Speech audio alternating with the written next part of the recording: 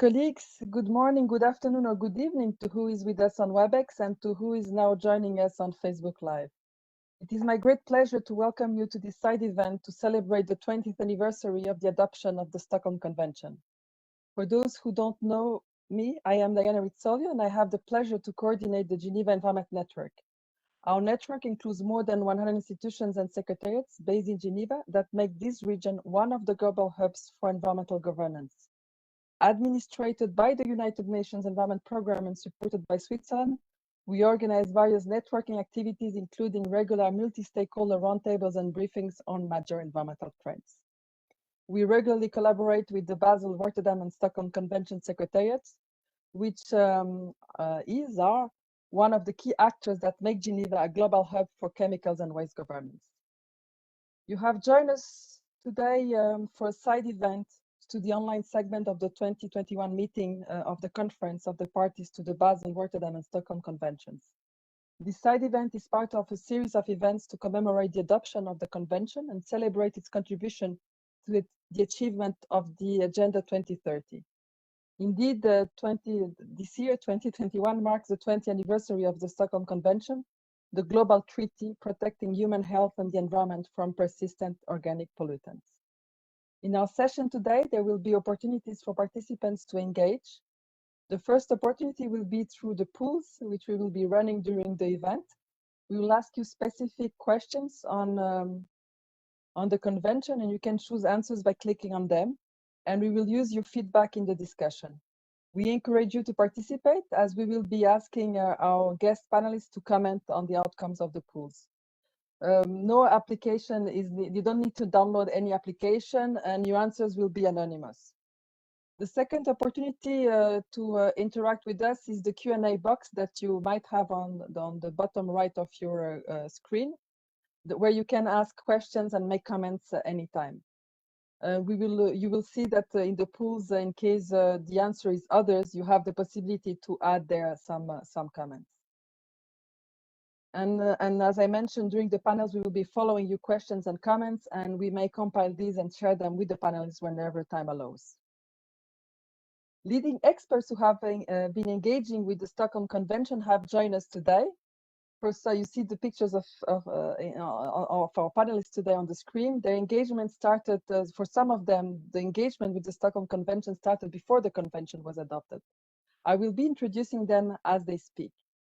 Before I start giving the floor to our panelists, let me also remind you that the documents presented today, the summary, as well as a video of this event will be made available on the webpage of the event.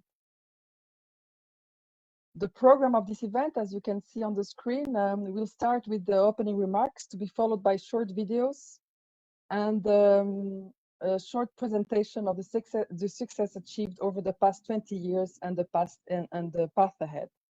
We will then initiate the interactive panel discussion on the achievements of the Stockholm Convention and the path ahead for a world protected from persistent organic pollutants. With that, we will now start our program, and it's my pleasure to give the floor for the opening remarks of this event to Mr. Rolf Payet, the Executive Secretary of the Basel, Rotterdam and Stockholm Conventions. Rolf, over to you. Thank you very much. And ladies and gentlemen, good morning, good afternoon, and good evening. I'd also like to welcome the co-president for Stockholm, Sylvie Jack. It is my pleasure to welcome you all to this side event to celebrate the 20th anniversary of the adoption of the Stockholm Convention on Persistent Organic Pollutants. Over the past 2 decades, much projects have been achieved in the implementation of the convention, thanks to the efforts made by governments around the globe. Today, the convention boasts 184 parties, almost universal coverage, and the number of POPs under the convention has almost tripled. The first effectiveness evaluation of the convention concluded that monitoring results have indicated that regulations targeting POPs are succeeding in reducing the levels of POPs in humans and the environment. For those initial 12 POPs, concentrations measured in air and in human populations have declined and continue to decline or remain at low levels. For the newly listed POPs, concentrations have started to show decreases, although in a few instances, increasing or stable levels have been observed. The Stockholm Convention has demonstrated its ability to adjust to new global developments and needs with regards to chemicals management. It has also risen above these challenges and continues to do so today. With new chemicals being considered for inclusion by the Conference of the Parties at every meeting, I think it is my hope that we will see much more further impact from the implementation of the Stockholm Convention in the future. We'd also like to say a word of thank you to the Global Environment Facility as the financial mechanism for the Stockholm Convention. So in summary, we have good reason to celebrate this very special anniversary of the Stockholm Convention. Let's all continue to work together to ensure that our present and future generations can continue to benefit from the achievements of the convention and strive for a POPs-free future. So with those few words, I thank you all for joining today, and I look forward to seeing you during this year of celebration, hopefully face-to-face. And I also apologize, I have to leave you because I have to go into the budget contact group discussions. Thank you very much. Thank you very much, Ralph. It is now my pleasure to turn to Ms. Silvia Nora Kalnins, the President of the Bureau of the Conference of the Parties of the Stockholm Convention for its 10th meeting, to also welcome you to this event. Ms. Silvia Nora Kalnins, the floor is yours. Thank you very much. Thank you. Nice to see you, distinguished participants. So 20 years, is it a long time or is it a short period? My daughter turned 20 last week, so I have a great marker against which to consider this question. And indeed, there's a lot that can be accomplished in growth and strengthening in this 20-year time. For the Stockholm Convention, much has been achieved from the moment the international community recognized that international action was needed to address the major and increasing threats to human health and the environment from persistent organic pollutants. The Stockholm Convention has been successful in establishing a network of 16 regional and sub-regional centers globally to provide technical assistance and to promote the transfer of technology to developing country parties and parties with economies in transition relating to their obligations under the Stockholm Convention. As already mentioned by the Basel, Rotterdam and Stockholm Convention Executive Secretary, the Stockholm Convention has 184 parties, which is almost universal participation. The specific exemptions for several chemicals have expired, which means that alternatives to the most hazardous chemicals have been identified. As a result of all this work, the latest monitoring reports released in 2021 confirm that the levels of certain POPs are decreasing in different matrices globally. We are today 20 years from the adoption of the Stockholm Convention. But where do we want to be in the next 10, in the next 20 years? We all know that if the Stockholm Convention is to continue to be successful, it will depend on the ambition of our decisions taken today, since we are agents of this history. We heard yesterday during the plenary about the need to transform our food system so hunger can be eradicated while preserving the environment. We've heard about the need to increase the resources allocated to manage chemicals and waste if we are serious about ensuring that all PCB uses are ceased by 2025 and PCB waste is environmentally managed environmentally soundly by 2028. We heard of the need also for more capacity building and resources in general to evaluate and manage chemical hazards. We are here to celebrate the adoption of the Stockholm Convention, the achievements of the last 20 years, and to hear more about what is needed to bring us to a safe and POPs-free harbor in the future. If I can go back to my 20-year-old daughter, the strengths in development are in the support, the strengths of the community, which places investments, interests, and also their hearts and minds in the development of anything. So in this way, the Stockholm Convention needs all of us to keep its issue at its core and to provide our strengths, our hearts and minds to make sure that it continues to grow. Thank you. Thank you very much, Mrs. Nora Kalnins. we now going to proceed with our program, and to continue celebrating this 20 years anniversary. The Secretariat has launched a project, 20 videos to celebrate 20 years. And we'll see now two of these videos. So the exact title of this project is 20 Voices for 20 Years. It's funded by the Swedish government, and they highlight the history of the convention. So we will show you two short snaps of these videos. We will start by a video with the Executive Secretary of the conventions, Rolf Payet, and I will ask my colleague to launch the video.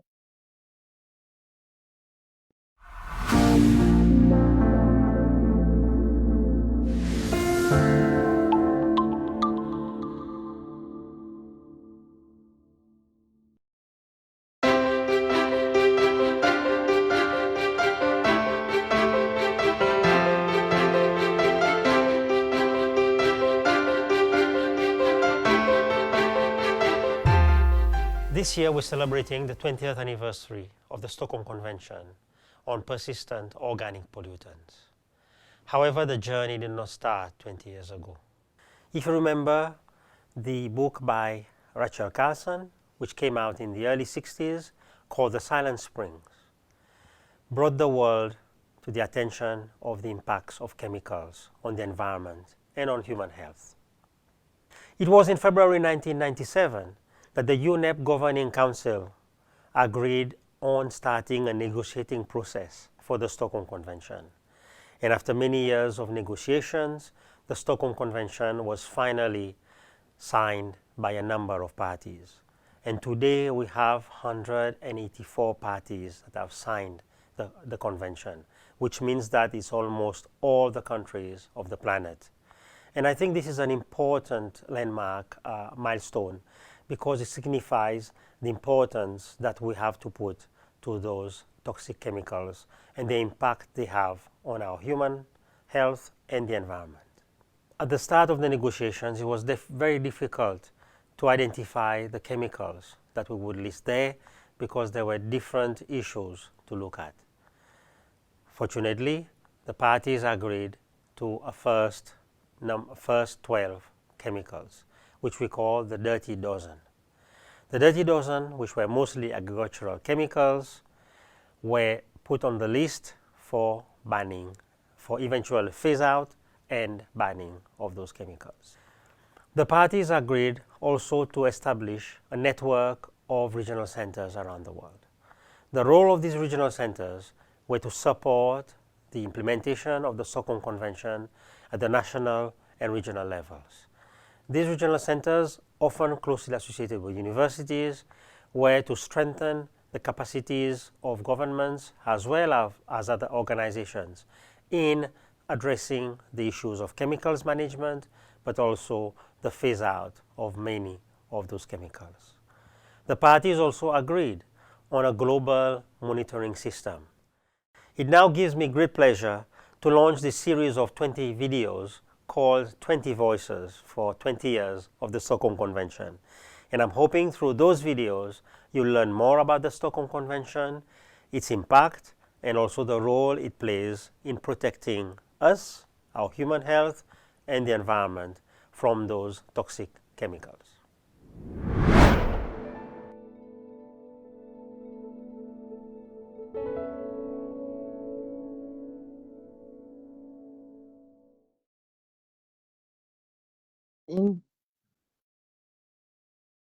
In the next video, you will hear, I hope you can hear me. In the next video, you will hear John Buccini, and I won't introduce himself because he is introducing himself in the video. So I will let my colleague launch the new video.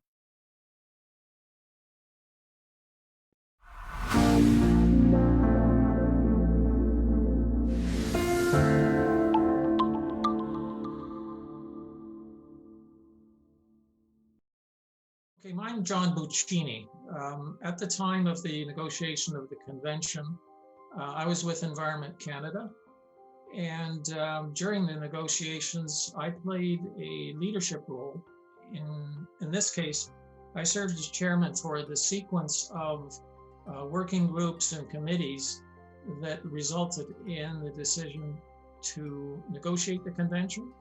And Canada had spearheaded the development of a protocol, but we recognized that because it was a global issue, it would require a global treaty.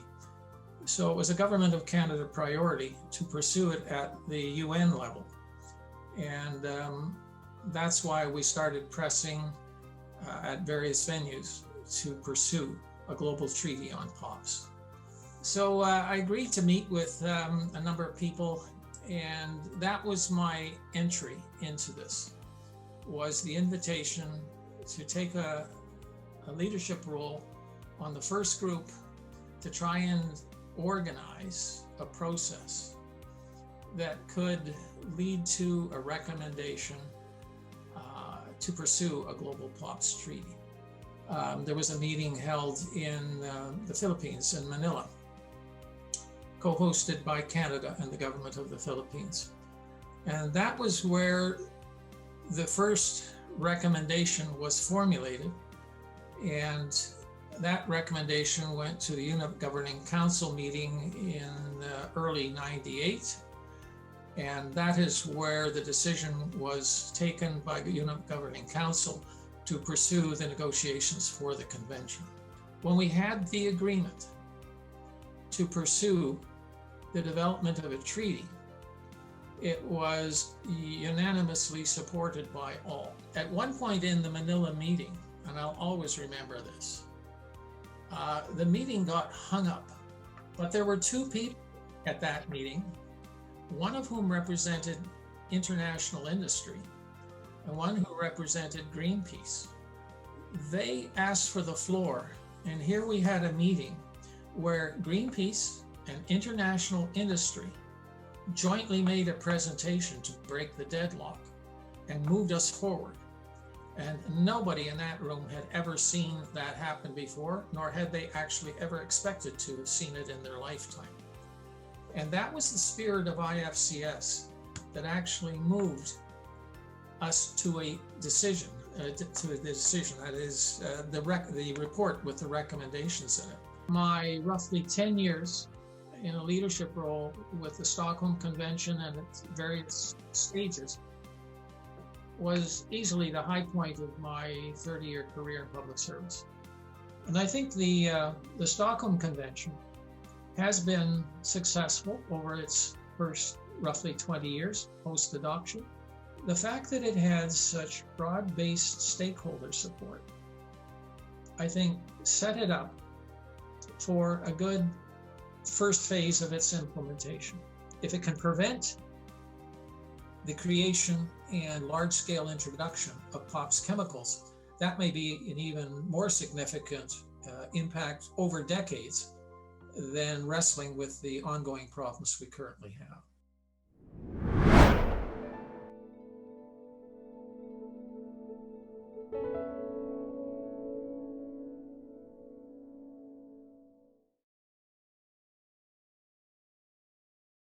Thank you. Let's go back to the presentation. We already had some important achievements of the conventions listed, presented in the videos. I hope you can hear me. Interesting too. So we already had some achievements of the convention presented in the two videos we just watched. Let's have now a short presentation of the success achieved over the past 20 years. A full picture or a summarized full picture and the path ahead. And it's Maria Cristina from the Executive Office of the Basel, Rotterdam and Stockholm Secretariat who will guide you through the slides and the achievements. So Maria Cristina, over to you, and I let my colleague move on the slides of the achievements. Thank you very much, Diana, and good morning, good afternoon, and good evening to everyone who has joined us today. I will try to be very brief, and I'll just do a recap of what the achievements of the convention have been.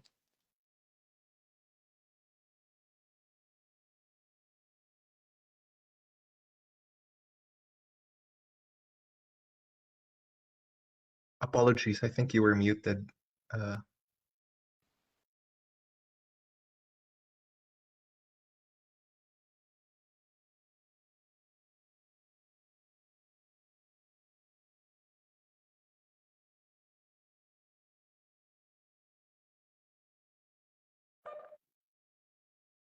There is no sound, Christina. No, now, yeah, there's no sound. Sorry, I was also muted. We lost your sound. This is technology. Our daily lives. Can you hear me now? Now, yes, please Too go ahead. many buttons. I do apologize. I think it was my No worries. fault. Just going back, over the 20 years, the Stockholm Convention has had quite a number of milestones, and you can see them here in this slide. Very quickly, it's just basically the adoption, entry into force, and the inclusion of new chemicals in the annexes to the convention over this period of time, including the achievement of 184 parties. Today, we have 184 parties. You've heard this. Next. With 18 new POPs being included in the convention, which makes now 30 POPs being covered by the convention, and we have more on the way. Next.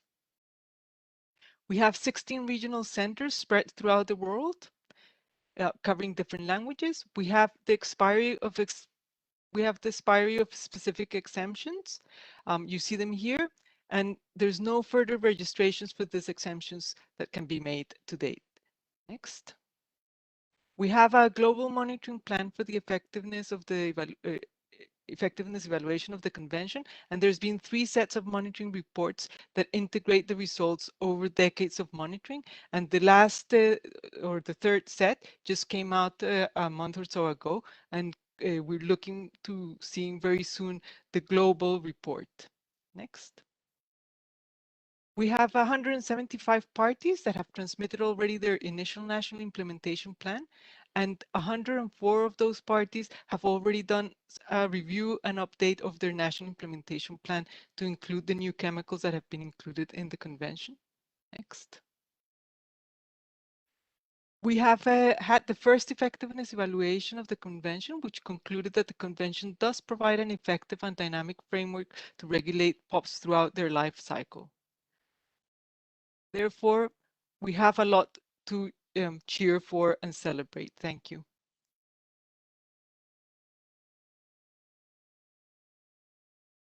Thank you, Maria Cristina, for those reminders. And I think it's now time to start our interactive panel discussion.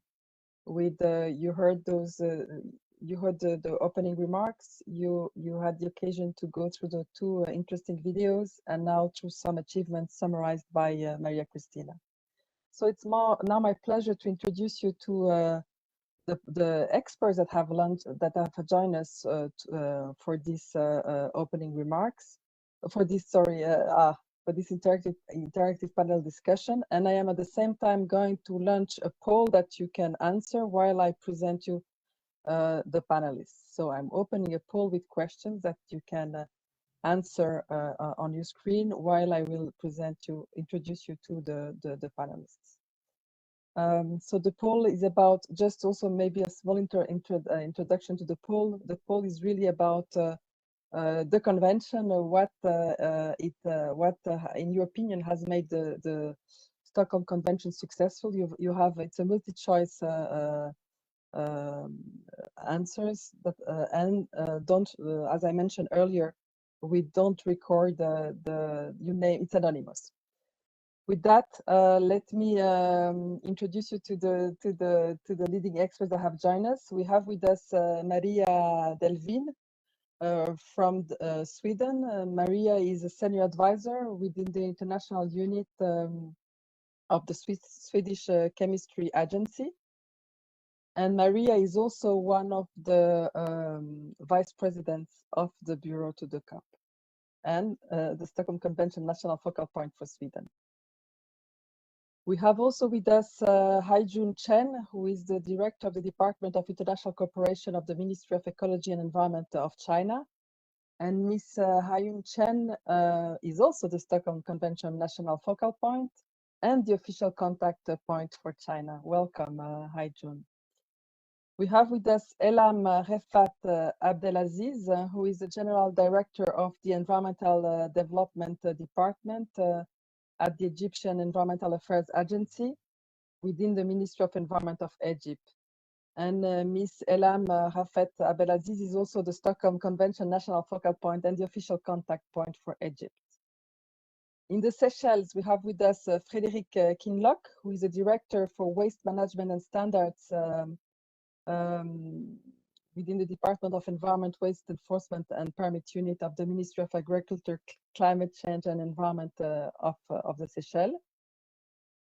We have also with us from in Latin America, Gabriela Medina, who is the Director of the Basel Convention Coordinating Center for Training and Technology Transfer, the Stockholm Convention Regional Center for Capacity Building and the Transfer of Technology in Latin America and the Caribbean. And finally, we have with us in Addis, Tadesse Amera, who is the co-chair of the International Pollution Elimination Network, known as IPEN, which is a global network of public interest of non-governmental organizations working to strengthen global and national chemicals and waste policies. With that, you still have 15 seconds to answer the poll, and I might turn to Maria. What are your reflections on these first questions? What is your opinion? What, in your opinion, has made the Stockholm Convention successful? I will also share the results so that everybody can. You can also reflect on the results. Yes, thank you very much. Thanks for inviting me to celebrate the Stockholm Convention. This was a baby that I actually saw 20 years ago, now no longer a teenager. And I really think there are many achievements done, and there are many more to come. I would like to especially mention three things that I think has been been successful. Is the very functional process to add additional POPs, that it is a treaty for the whole group of chemicals with POPs properties, with precautionary requirements also when assessing chemicals, and listing substances that should be eliminated. I think that we can all congratulate the POPs Review Committee for its hard work to provide parties with solid recommendations over the years that have led to, as been said, as many as 18 additional chemicals, or actually in many cases groups of chemicals added to the dozens. And I also think that the Secretariat must be congratulated to provide very excellent support. And the second thing is that there is a broad understanding that I think Buccini said already back when it was negotiated, but now it's very solid understanding that these chemicals can no country or region address alone. That global collaboration is a must, and that the Stockholm Convention is the well-functioning platform that we have to together address the POPs. It's the platform where we can share experiences, where we learn from others, and also we collaborate to get the wanted results. And thirdly, the success in implementation can be monitored, that we can see it in tables and that what kind of levels do we have in our blood and in our air or in our biota, and that message can be conveyed to politicians and to the general public. So the global monitoring plan plays an important role in collecting the comparable monitoring data on the presence of POPs in all regions of the world, and to see how they change over time, as well as environmental transport. And also, besides monitoring the results, we can actually see the results for ourselves. For me personally, it's very encouraging that today I'm able to see sea eagles in the sky and have seals and otters in waters. That was wildlife that not so long ago or before the Stockholm Convention were very scarce due specifically to the harm from POPs. So with these three things, I think are the most important. Thank you. Thank you very much, Maria. Maybe we could continue with Gabriela, who has also been for a long time following the Stockholm Convention. And we have published the results of the of the pools. Only half of the participants have answered. You have the possibility also to leave remarks or questions in the Q&A, particularly for those who replied the others in the answers.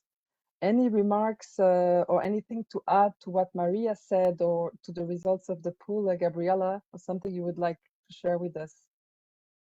Thank you so much. Well, it's a pleasure to me to be here, and thanks to the Secretariat for inviting me to participate. And it's an honor because the third COP for the Stockholm COP was held here in Uruguay in 2005.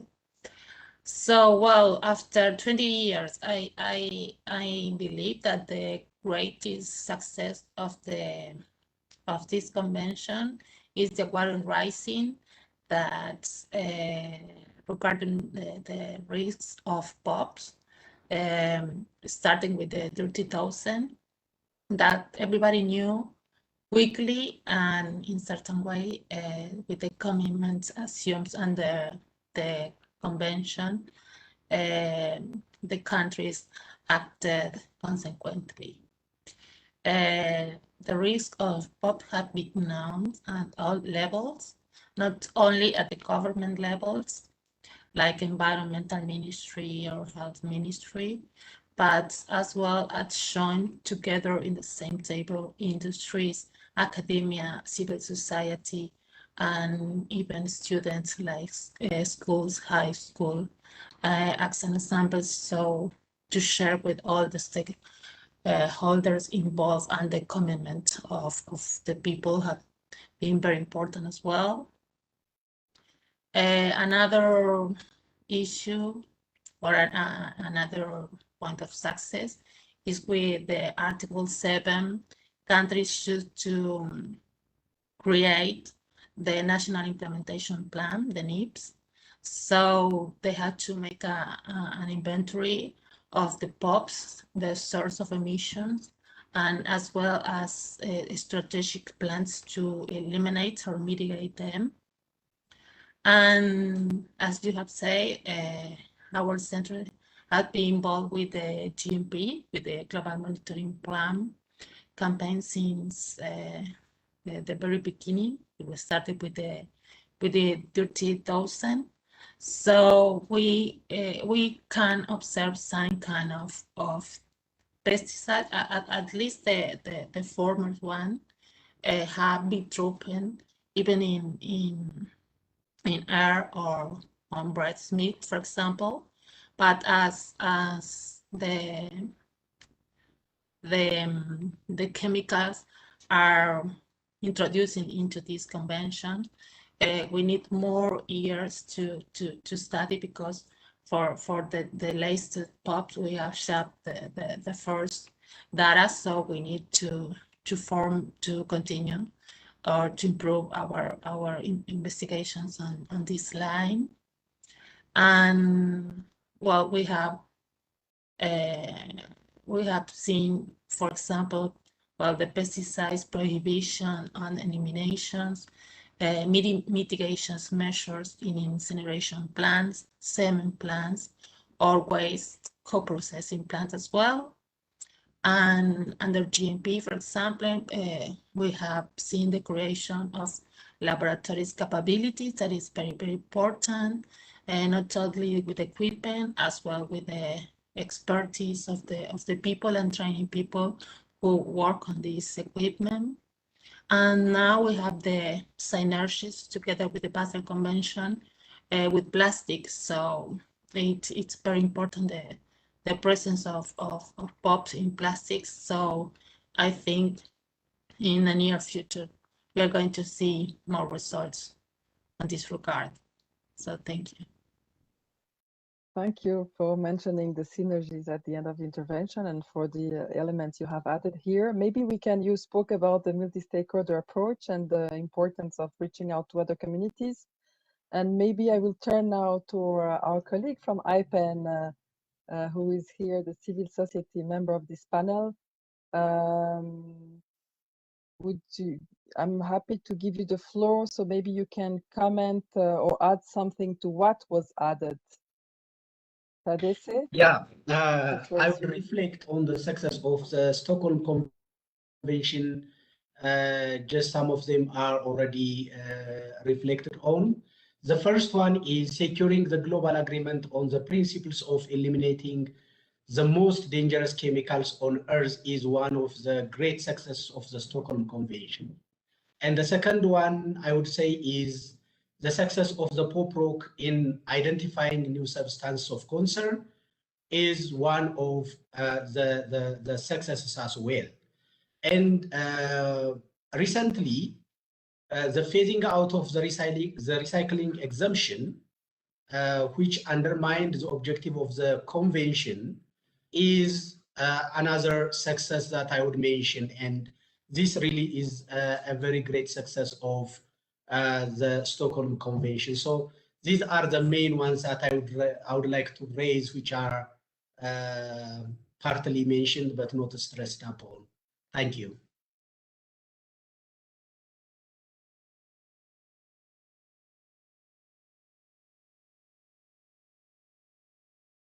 I think you are on mute. Yes, sorry. I was saying we heard a lot about the achievements of the convention. So maybe it's time now to start looking at what is ahead and what we could do more. And maybe I can, while I open the pool with the new question that I encourage you all, you have 3 minutes to answer the question. And also if you want to add other comments, to use the Q&A box. Maybe I will continue with you. What do you think are the challenges ahead? Yeah, the challenges. Shall I proceed? Please go ahead. Please.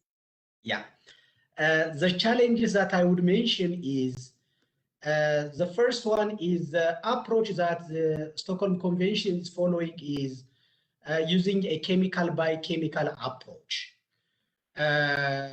But we would suggest to have a chemicals family approach rather.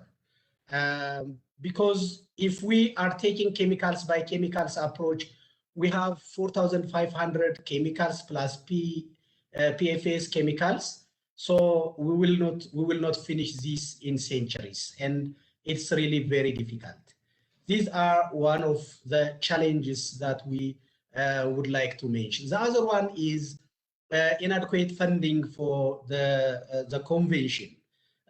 We heard that there are 30 POPs registered, listed, but the implementation is challenged by financing.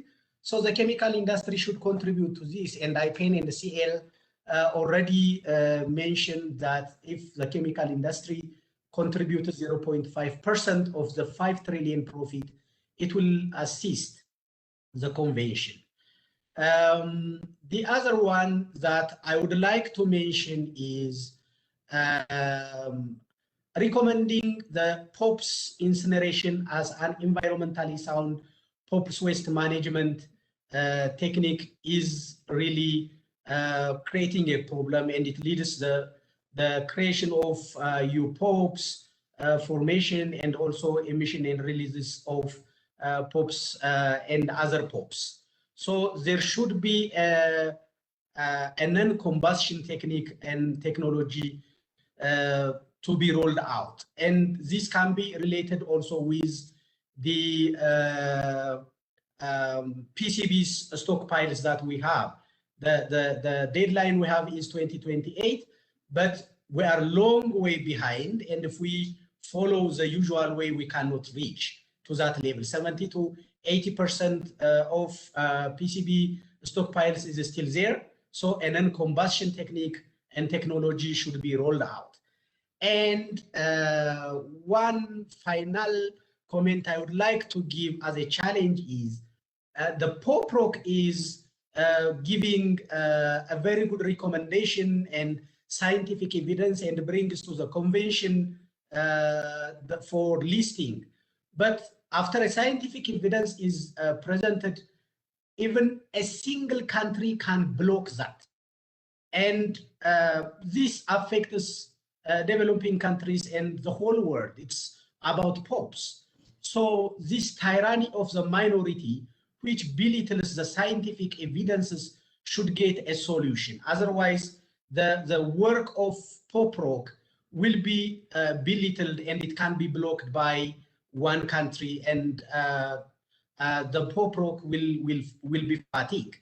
So this should also be taken into account in the endeavors that the Stockholm Convention is doing, and for the successes to come in the envisaged 10 years and 20 years ahead and beyond. Thank you. Thank you very much, Tadesse. We don't have the private sector is not represented on our panel to comment one of the first suggestions you made, but maybe I could turn to our panelists from China, Haijun Chen, and have your vision on what are the challenges ahead.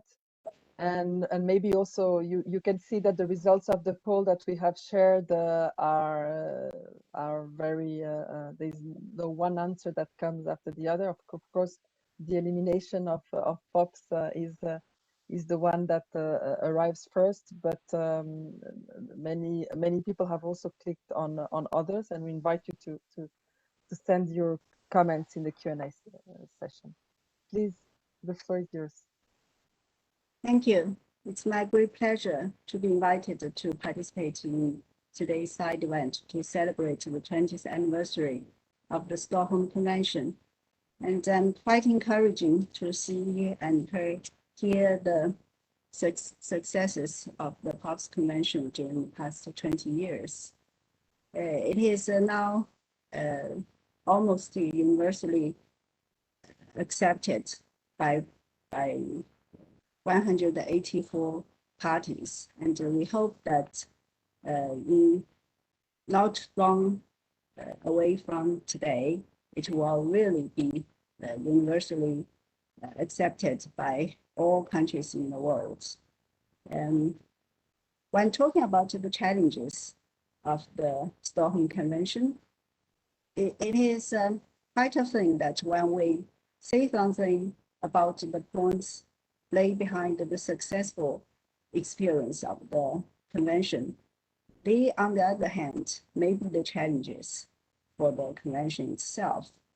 For instance, colleague from IPAN just now say quite a number of points that he thinks are the challenges for the convention, such as that the chemical by chemical approach, as well as the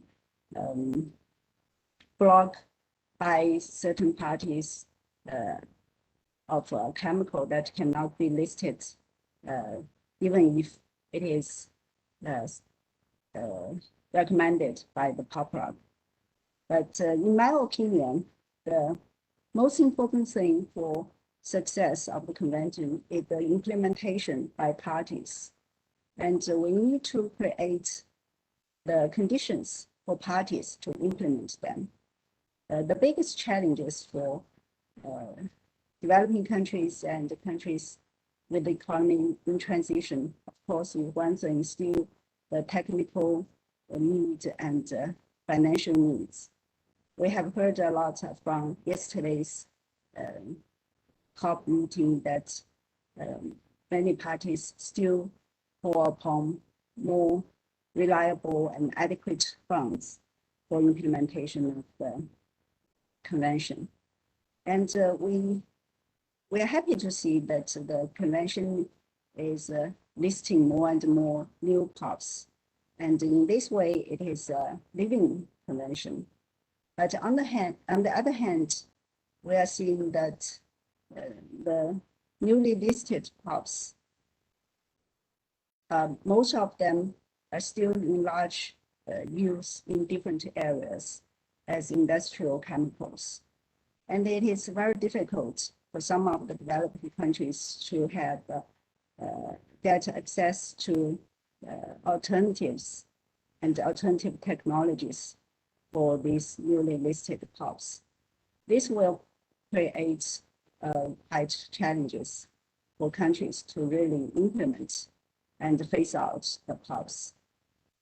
So I believe that, and another thing is that we think the one of the reasons for success of the convention is that it has a decision-making mechanism which is consensus-based.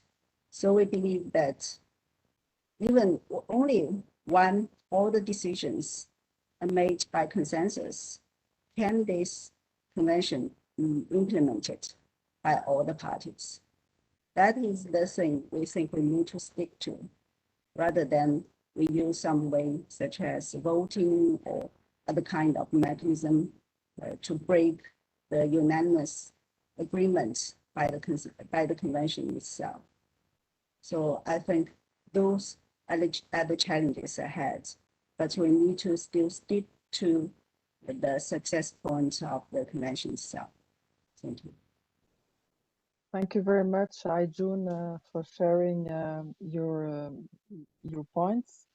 Elam, Rafet Abdelaziz, maybe we could turn to you and have your vision on some of the challenges ahead. Yes. Assalamu alaikum. Good morning, good afternoon, each one. I am very happy to celebrate with you for 20 years for Stockholm Convention. As fast as I can, I will tell about challenges of our countries. Our countries' challenges is the first thing that, to make good management for POPs, you must make a good monitoring. You must have very good and qualified people and good laboratories and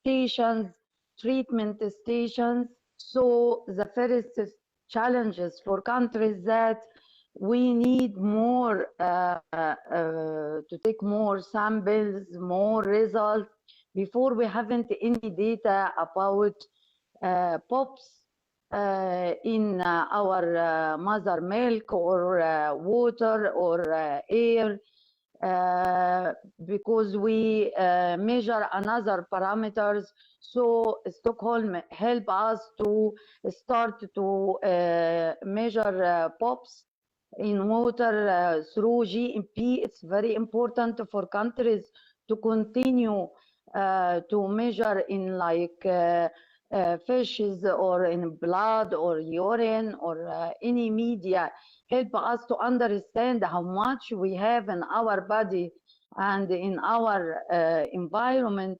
It's very important for us, and the challenge is that we need more efforts to give us some portable mobile units to treat the equipment which contaminated with PCBs. It's not a high concentration to send it outside of our countries and to keep our equipment. It's good to help us buy some equipment for treated decontamination, the PCBs, oil. Our challenges that we need from the international industry, the industrial countries, to give us more information about the chemical which we send it for us, more data about to give us how much we have POPs in these chemicals, or how it affects on our health, how it accumulates. This another point for our challenges. And I want to say that really Stockholm succeed to, at first, it is tackle something is very important, the hazardous substance, it's POPs, tackle it, control it, reduce it in our countries. The other thing, it's exchange a lot of experience, know a lot of technologies for treatment. It's another success. The last one, there is a lot of success for Stockholm, but that we have now with data to understand our situation. We have inventories, we know our POPs, how much we have, and we get rid of a pesticide, a lot of amount, and the PCBs. It's very good. One challenge is I didn't say, and the last one, that we need more help for monitoring new POPs. For all the POPs, we managed a good, we have a good work, we have a very good reports, but we need more help in new POPs. Thank you. Thank you, Elam. Frédéric, I don't know if you want to add something here. Otherwise, I was keeping you for the next question. And I wanted also to ask Maria if there's anything you would like to add to what the two speakers just mentioned as challenges ahead. I can talk about the next question, please. Okay, please. Maria. Is it me? Yeah. I think that you all pointed out very good what are the challenges ahead. I think what my colleague from China said, that we now are moving maybe away from fat-soluble pesticides that were in the focus during Silent Spring and like birds. But now we're moving towards industrial chemicals that we actually have in carpets in our home, that we have in our TV sets, that we have in sunscreen, that we use on our kids. So that is a new challenge for us to kind of consider that these are everyday products that we need to make sure that they are safe from POPs and from all chemicals that can provide harm. And that what's also been mentioned is that the PCBs, the time set wisely back in 2001 are now coming very close. And the levels of PCB is still quite high in our biota.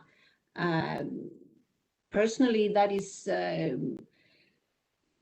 because I am not supposed to serve fish from the sea close to Sweden to people that I know would plan to have kids in the future still. That's the amount level. So we really need the Stockholm Convention to deliver the phase out of PCBs. And that has to be kind of maybe done with some synergies in how to combat climate change also, because to change this equipment will likely also be part of sustainable development and reduce energy consumption, etc. So these are kind of the, I think the main challenges and that we have currently. Yeah, thanks. Thank you very much, Maria, for these additional points. I am now opening a new poll and we are switching for the last question. What needs to be done to tackle the identified challenges? And as I let you answer to the poll, I will now give the floor to Frédéric, who didn't have yet the occasion to speak. I think you are from this panel probably the more junior in this Stockholm Convention role, from what I understood. What do you see about what needs to be done to tackle the identified challenges? The floor is yours, Frédéric. Yes, thank you for inviting me to the 20th anniversary of the Stockholm Convention. So I'm going to talk a bit about how we've been dealing with our challenges in Seychelles. So as you may know, put your camera on if you wish. Okay. Sorry for that. Can you see me? Yes. Yes, as you may know, Seychelles is a small island developing state. So we have a lack of human resources and capacity, which means that we need to prioritize our funds and actions in order to abide to the requirements set by the convention.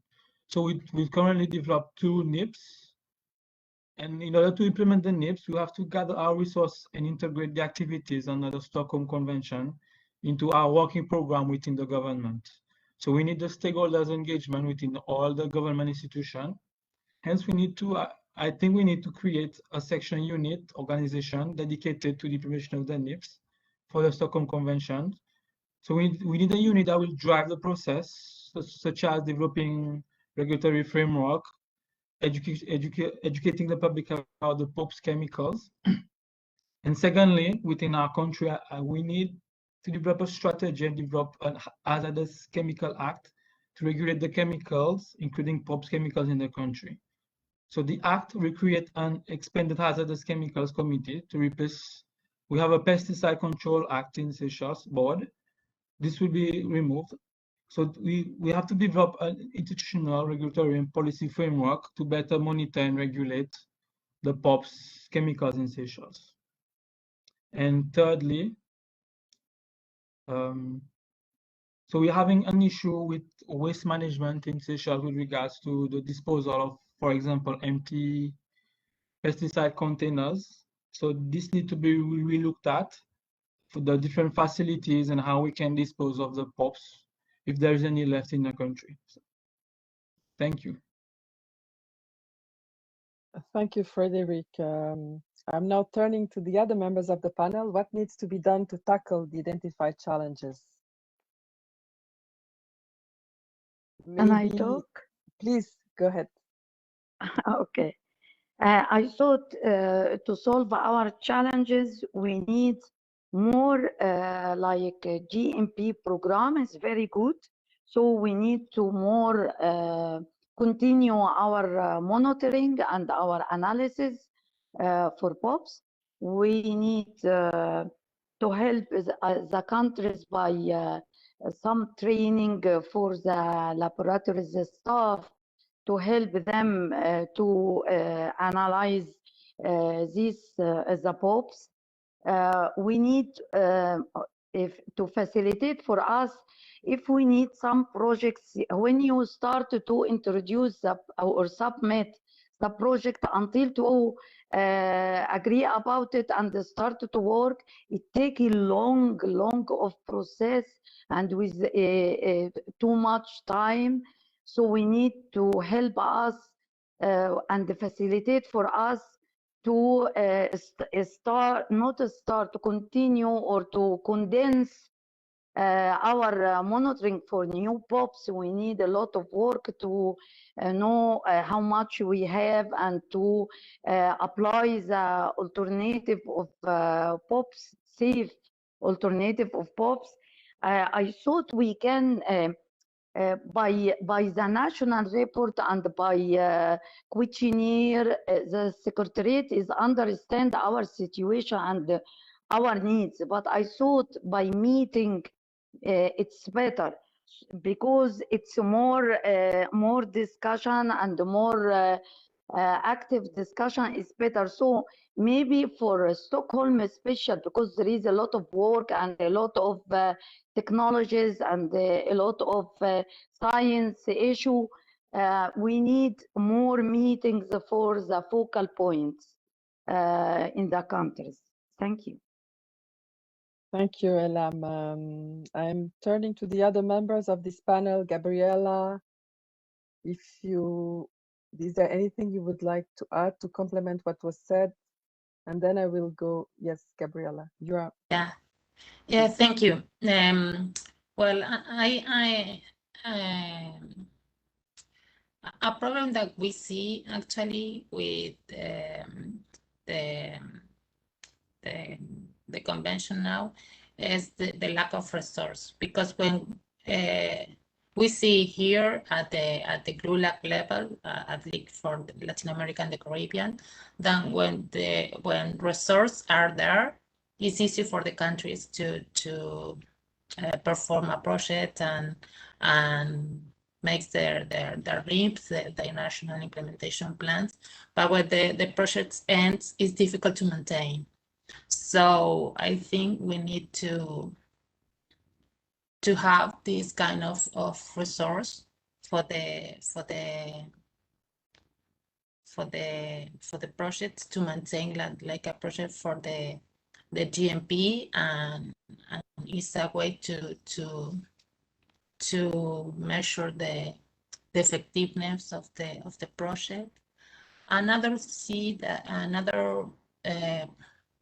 issue that we see as well is under reporting under Article 15 and Article 7, that some inconsistencies there are between the National Implementation Plan and the National Report. So we are now developing an easy way to report. So we are together with UNEP and IT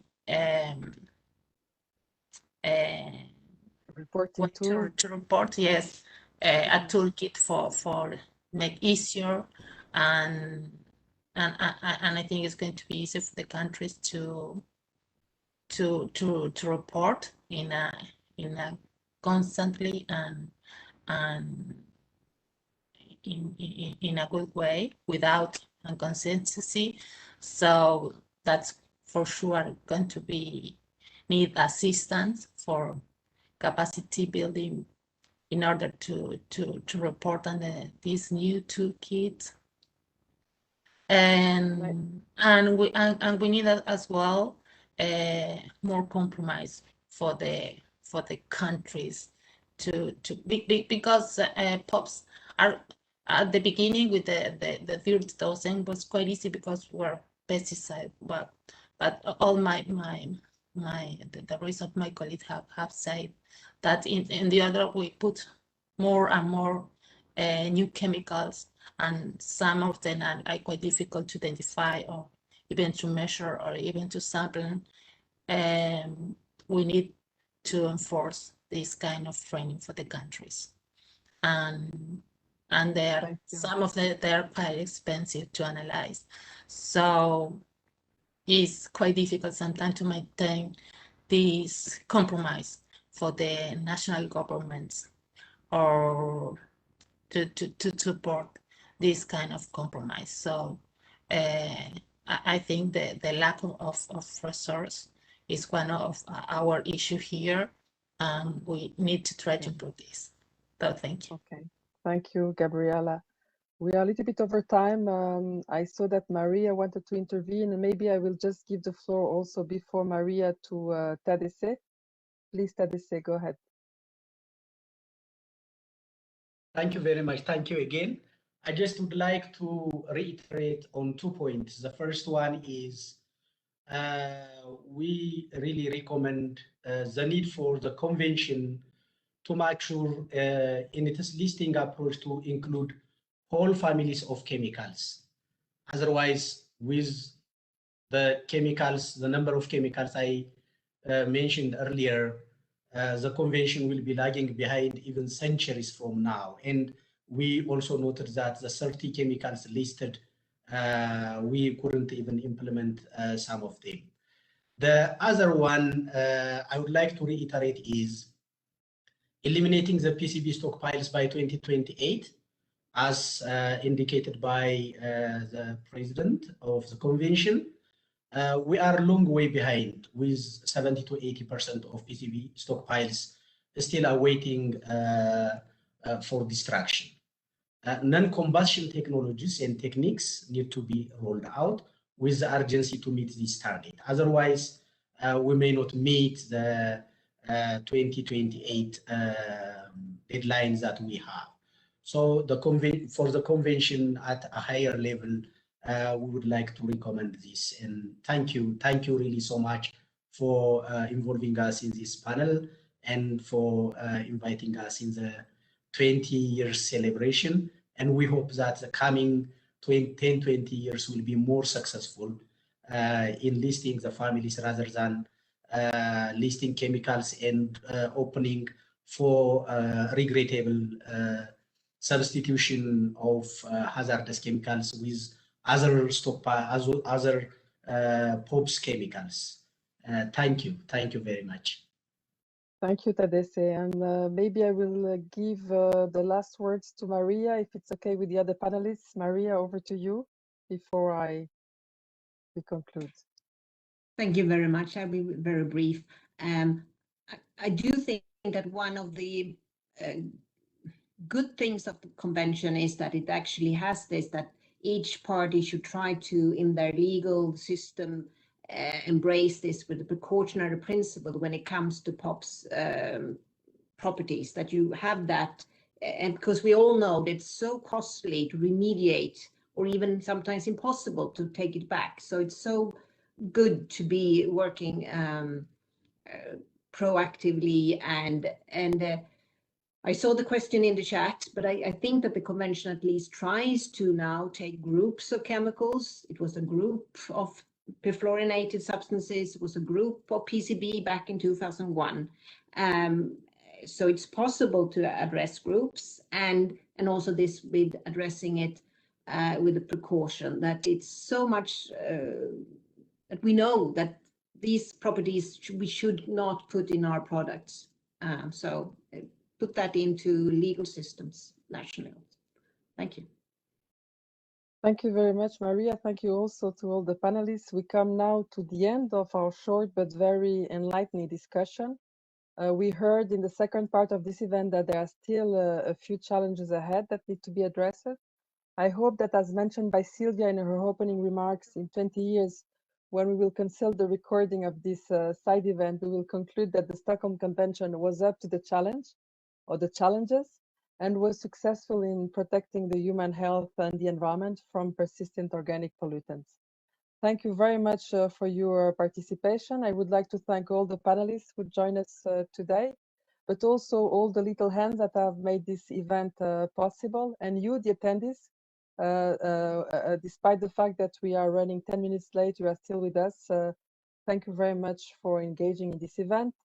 And this is not the end, because we will summarize this event. We will list the challenges that have been identified, and this will also serve to build up on the other events that will take place this year to celebrate the 20th anniversary of the Stockholm Convention. So with that, you have here also a list of other side events that are taking place today or in the next days, to which we encourage you also to join. Thank you very much, and happy anniversary to the Stockholm Convention. Thank you. Thank you.